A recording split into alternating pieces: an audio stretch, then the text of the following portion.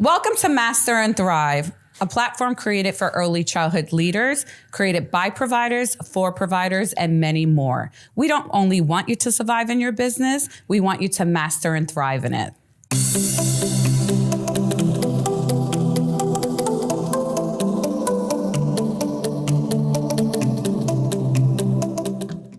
And now today, we bring you a special guest, an actual certified tax strategist. David from Daycare Accounting Pro has come here to join us at Master and Thrive. Everyone, please give him a round of applause. Hi, David. I know Hey, guys. I know that we've actually communicated a couple years ago, back in 2022.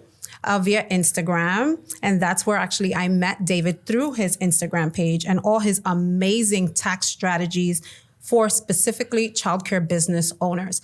And I'm actually so appreciative of all the information that you share, all the knowledge that we wanted to ask you to come and be a guest here on Master and Thrive and just share some of that wealth with us. So thank you. Yeah, thank you for having me. I love it.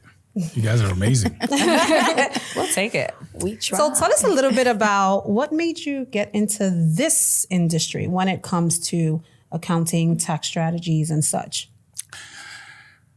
Like in 2005, I had a tax bill of like 80 grand. First of all, you're not going to speed past that like you didn't just say what you just said.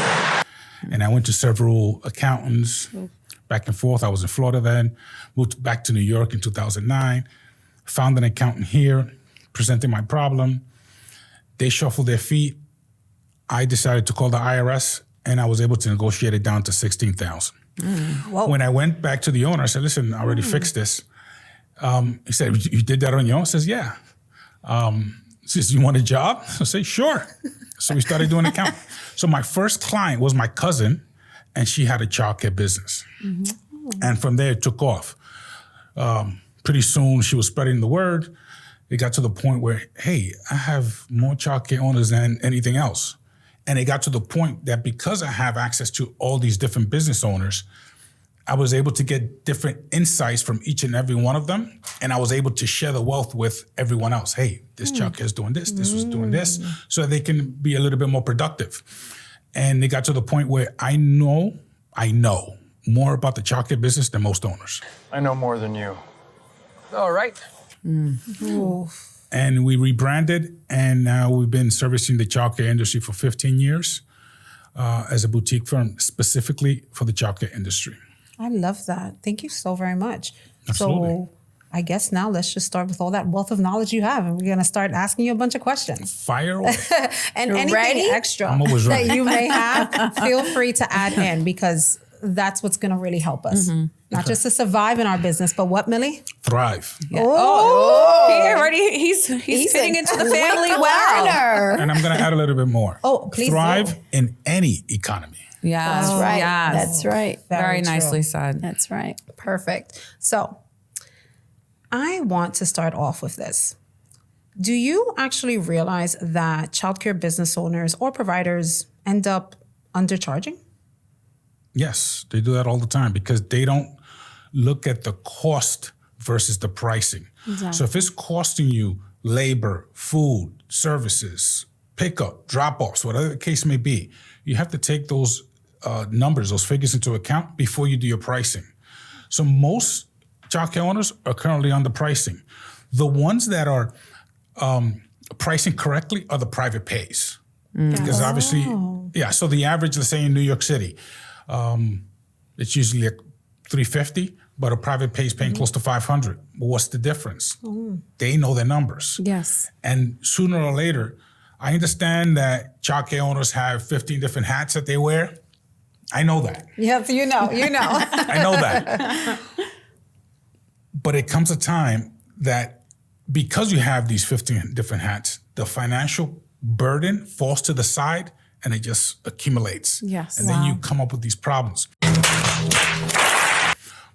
But if you're able to address it now, in the long run, you'll be so much better and so much profitable, because now you're not working in the business, you're working on the business. And I hope you understand there's a difference. I love that. Oh, we actually just spoke about that in our prior episode. Yes. That was perfect. Yes. So that pretty much Tied it answers, right in. right? It answers what my next question was going to be is providers are full, like I was back when I first started, many years ago.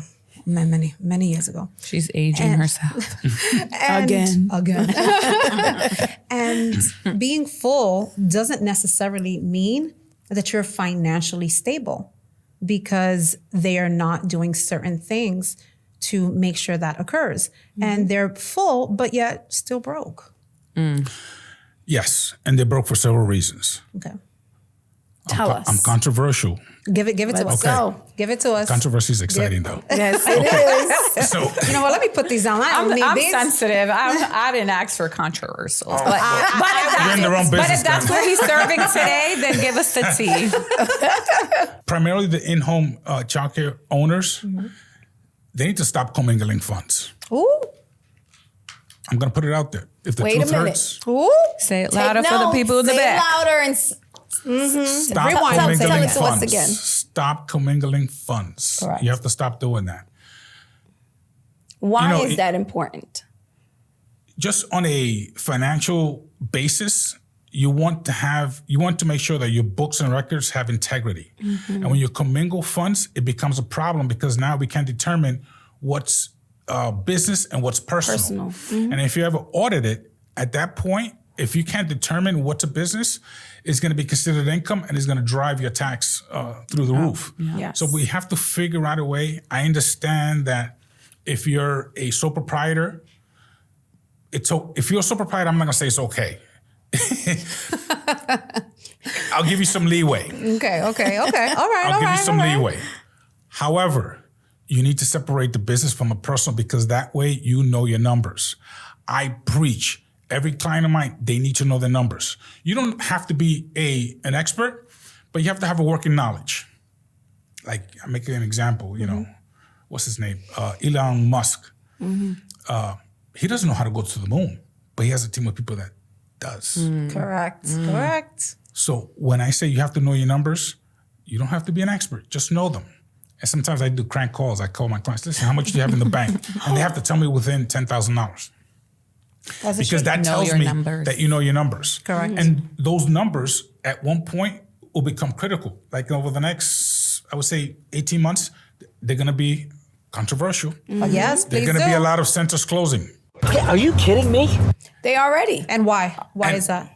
Well, before we go to that, if you know your numbers, you will be in the perfect position to buy centers at a bargain.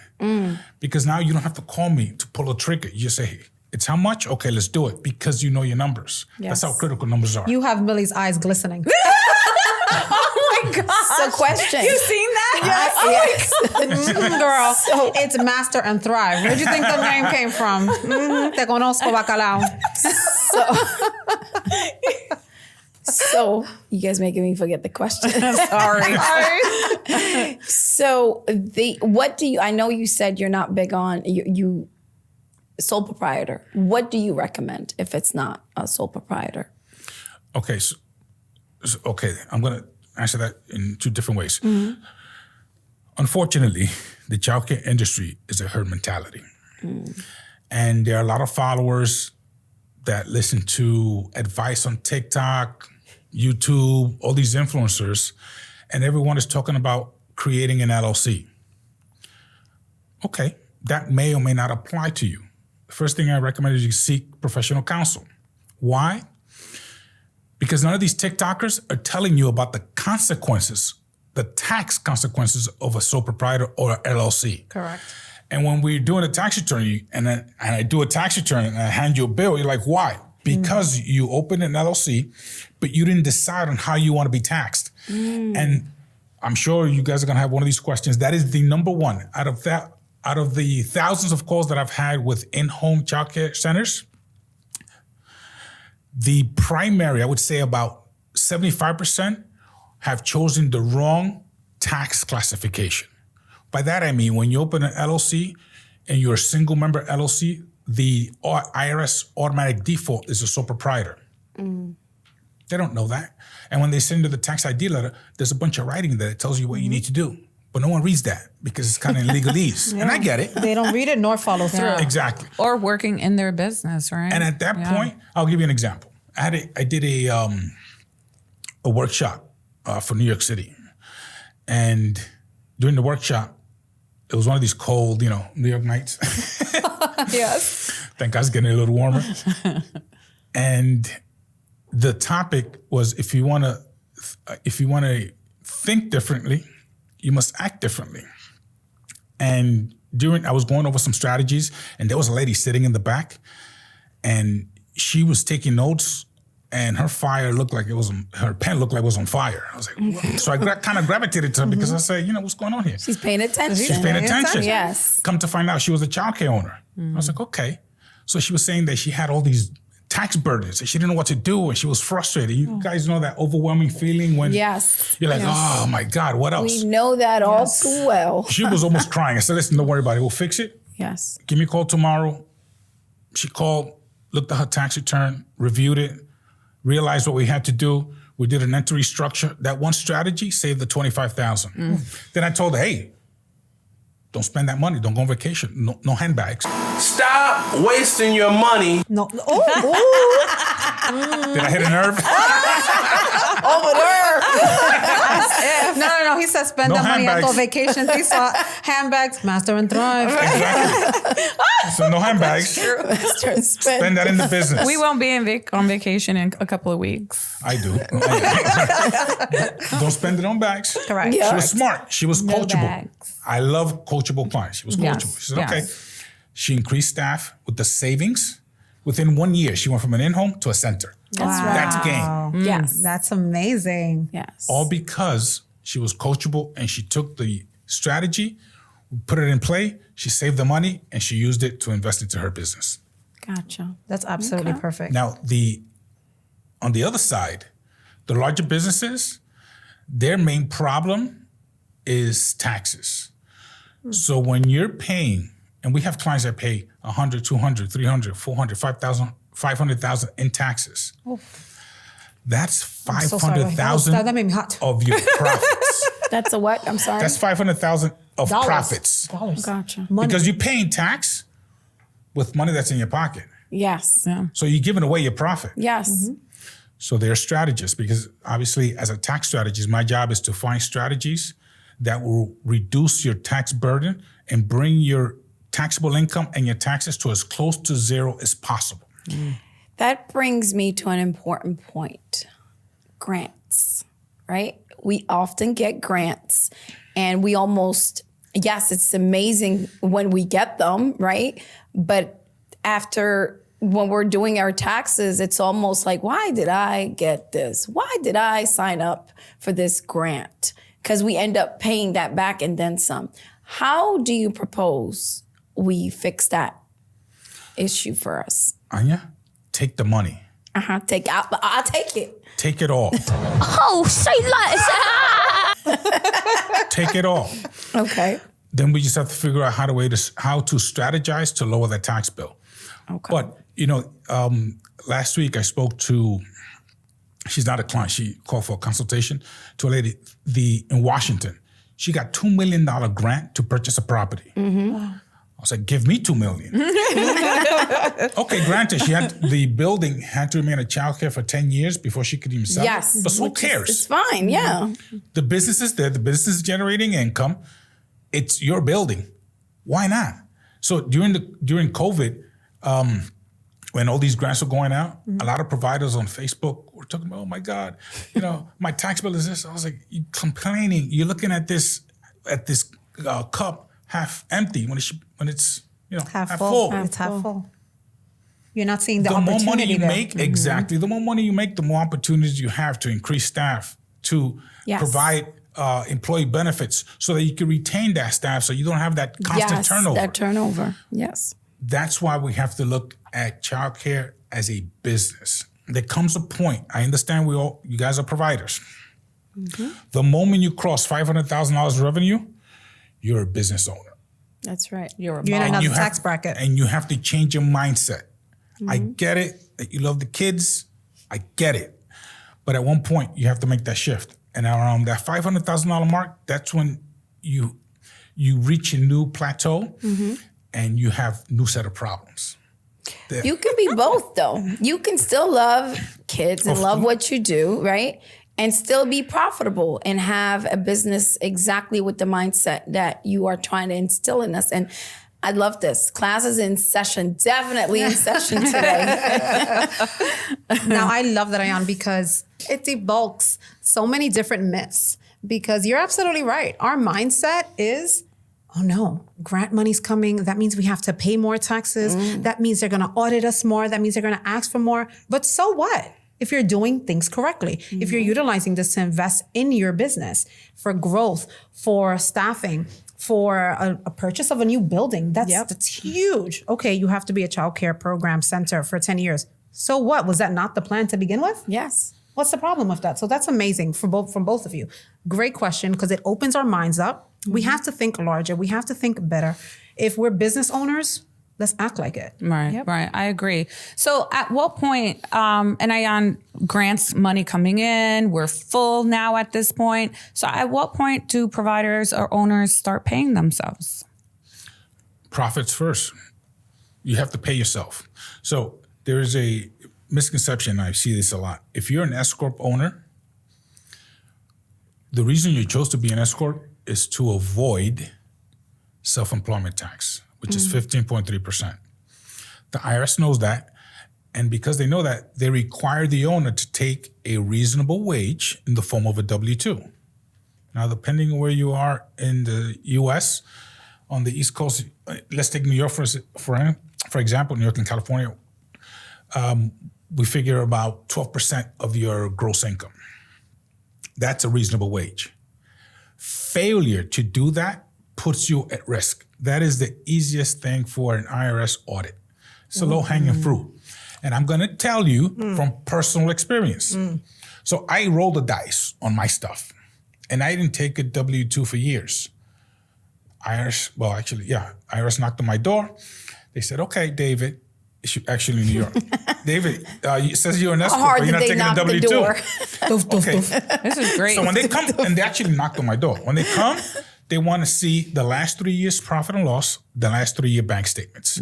They came with a legal pad, and they just asked, David, okay, so what's this $1,000? I don't know. What's this $5,000? I don't know. Whatever you couldn't document, they considered income. All right, thanks, David. They left. A couple weeks later, I get a five-figure bill. Five-figure bill? Right. All because I wasn't taking a W-2. Either way, I came out winning. But the point is, I'm doing it because I know what I'm doing. Correct. But some providers may not, and they're going to suffer by doing that. So basically, you don't pay yourself minimum wage. No, you can pay yourself a salary. Yeah. How do you feel about 1099? Some providers pay themselves that way.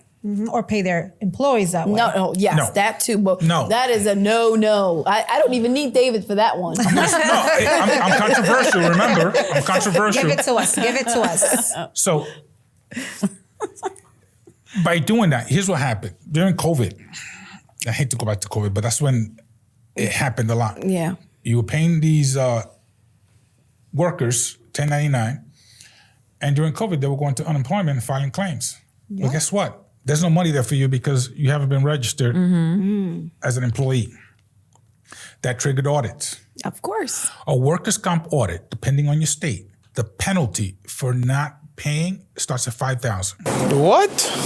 So, can you tell them again? Workers' comp them again audit penalty. Folks who are 1099 folks, Stop 1099ing your employees. Step to the front, 1099 folks. Go ahead, David. 1099 folks. Workers' comp audit penalties start at $5,000. We have a client right now that she's not my client yet. She's a client's mother. She's going to court because she was paying a 1099. And when the daughter brought me the bill, she was up to $20,000. And not only she's gonna have to pay the $20,000, she's gonna go back and do a back pay to those individuals. I have another one that they decided, okay, we're gonna do the right thing. Okay, they're on payroll, but in the meantime, they were sued And they're on a monthly basis right now paying an old employee around $750 because they failed to pay them correctly. Correctly how? On a W-2, not a 1099.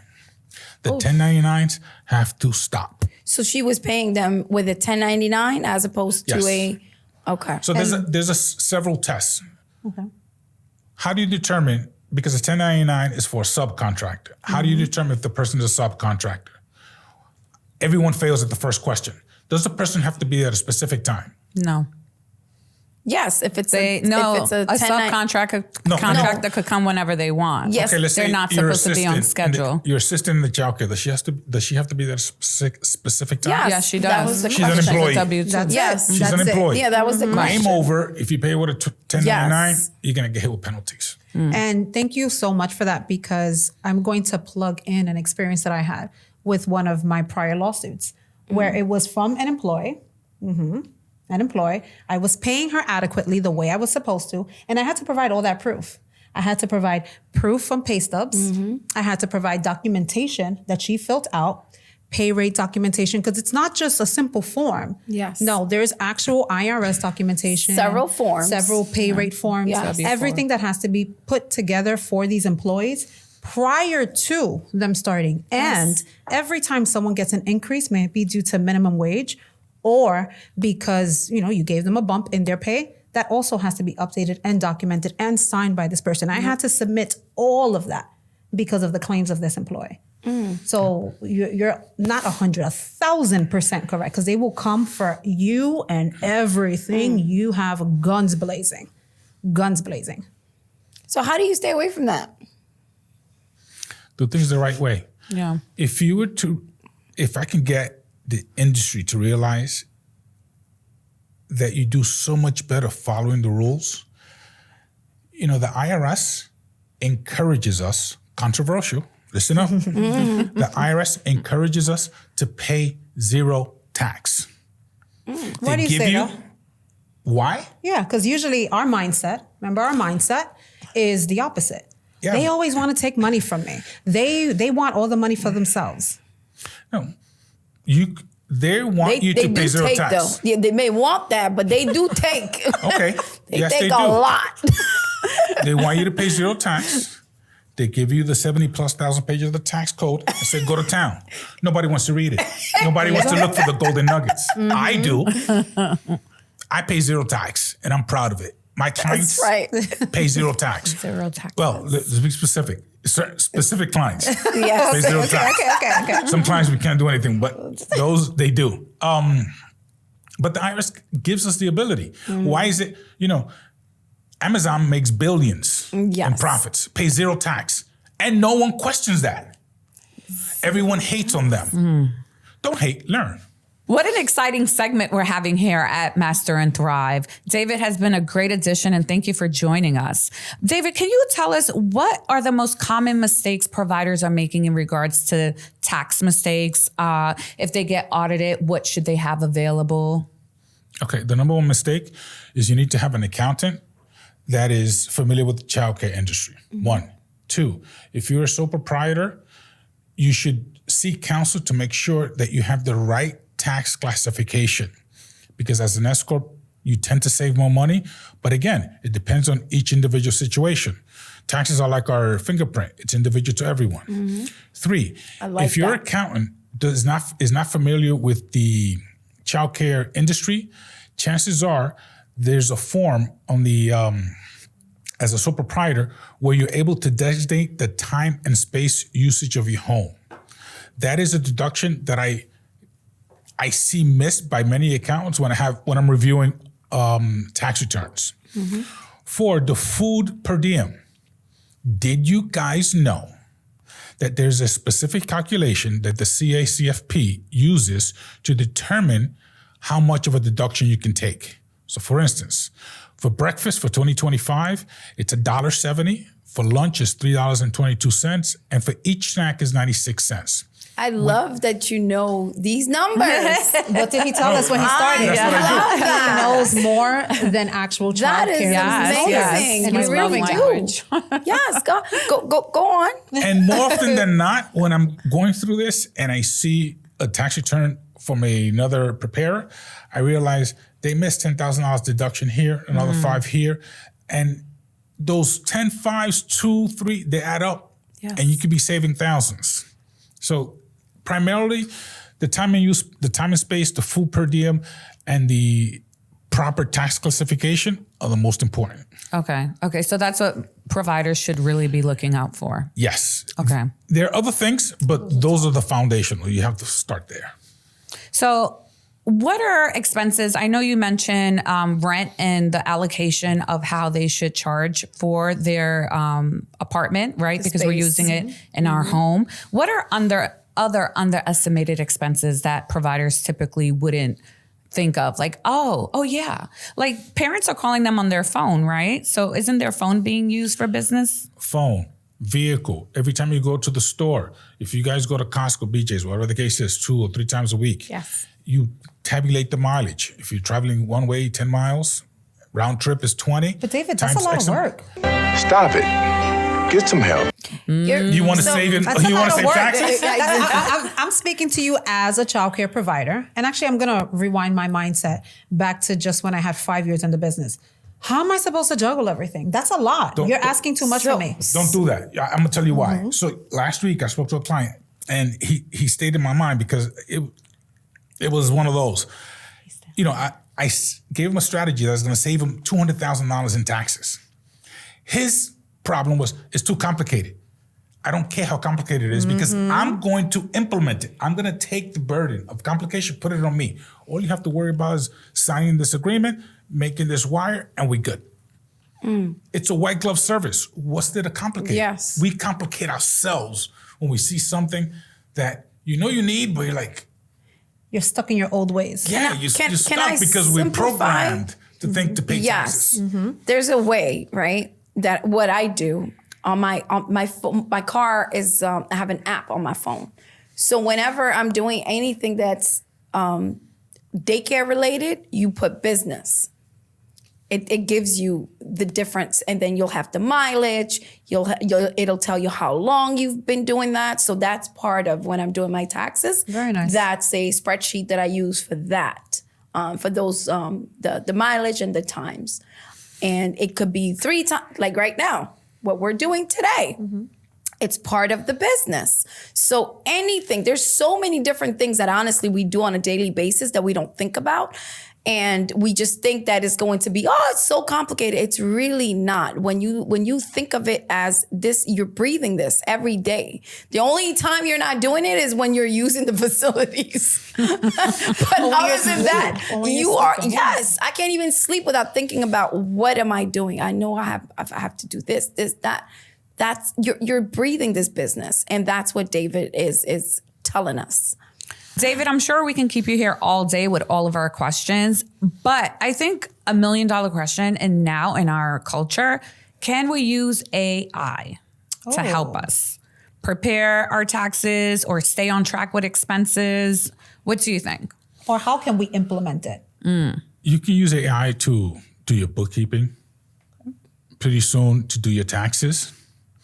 However, that's good and dandy for smaller childcare. When you get into larger childcare where you're doing over $1 million and your tax bill is over $100,000, at that point you need a tax strategist. You need to find out ways to reduce that exposure and mitigate the tax. AI is not going to do it for you. Trust me, it's not going to do it for you. I can give you several strategies, and AI will not give you the procedure on how to implement, because the strategy is the strategy itself, but then you have to take that information, that data, and dump it onto the tax return. And for that, you need hands-on. Yes. So we've made the switch where we use AI, but we've made the switch where now we're advisors, because we understand that pretty soon you're going to be able to scan profit and loss, and it's going to kick out a tax return.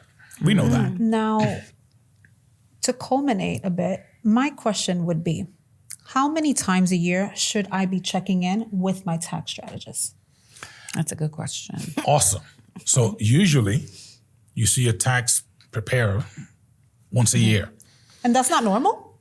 It's normal to us. If you see a preparer once a year, you're losing money, and by then it's too late. Yes. Very well said. Our clients that are tax planning clients, we speak to them every quarter. Why? Because every quarter things change. Yes. Numbers change, and we have to make adjustments accordingly. We can't wait till the end of the year to say, okay, we have X amount of money. What strategy are we going to use? No, it doesn't work like that. Every quarter, we have a conversation to find out that we're on track and what the plan is and execute it. If you're not doing that, you're leaving a lot of money on the table.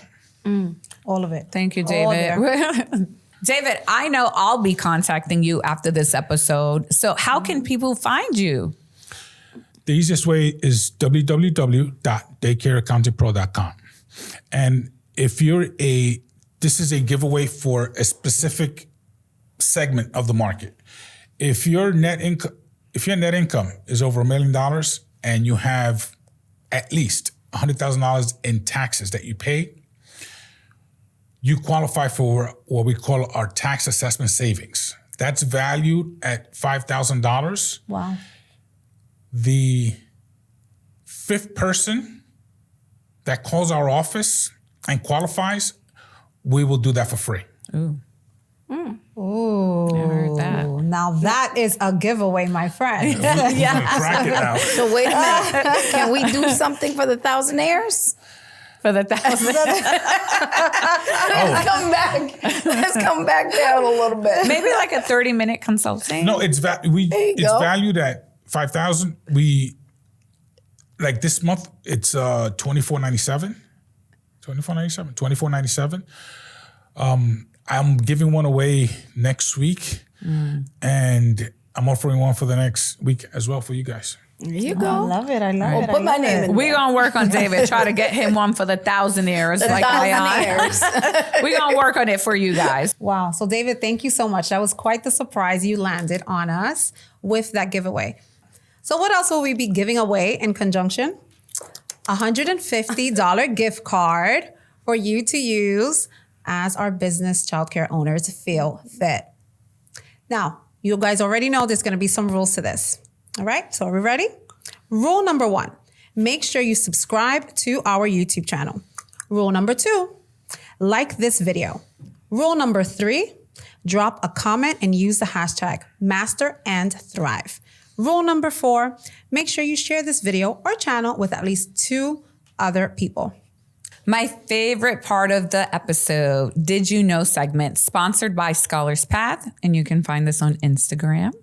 Okay, so Article 416, which providers are mandated under, doesn't necessarily mention tax compliance. However, they do mention record keeping. That can protect your business financially. What can we hold in our business in order to ensure that we are in compliance and we are preparing for our tax season? We can hold on to caregiver schedules, accurate attendance records, training records, and other key program documents. Keeping records from both the current and prior licensing period. If you receive subsidy payments, you should also follow the subsidy program rules, especially in regards to grants that we've mentioned. I understand that they ask for expense sheets from time to time. So to stay in compliance and stay in good inspection standing, it helps to keep track of your income, justify payroll, and plan your budget for your tax season to come. So thank you, David, so much for joining us today. And I'll definitely be in touch. And I'm sure as many of our viewers will be as well. Yes. Great. But answer our calls first. That part.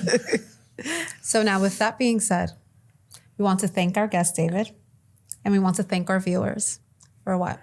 For making sure we don't just survive in our businesses, but that we master and thrive in it.